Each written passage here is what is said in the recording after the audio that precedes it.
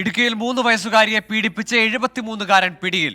ആനവിലാസം ശാസ്താനട സ്വദേശി മുത്തുരാജാണ് പിടിയിലായത്. കഴിഞ്ഞ മാസം 29-നാണ് കേസിന് ആസ്പദമായ സംഭവം നടന്നത്. ഇടുക്കിയിൽ നിന്ന് വിഷ്ണു സുരേഷ് ചേരുന്നുണ്ട് വിശദാംശങ്ങളുമായി. വിഷ്ണു, ഇത്ര ചെറിയൊരു പെൺകുട്ടിയോട് ഇയാൾ എങ്ങനെയാണ്, ഏത് സാഹചര്യത്തിലാണ് ഈ അതിക്രമം കാണിക്കുന്നത്? ഈ പ്രതിയിലേക്ക് എത്തിയത് എങ്ങനെ?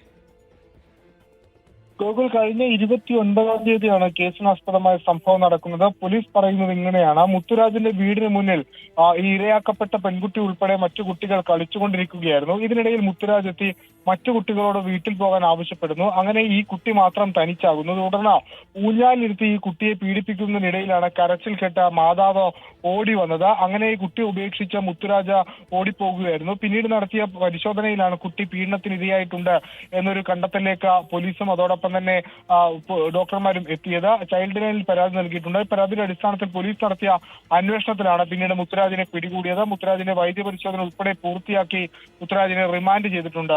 ഗൂഗിൾ. ശരി, വിഷ്ണു സുരേഷാണ് വിവരങ്ങൾ നൽകിയത് ഇടുക്കിയിൽ നിന്ന്.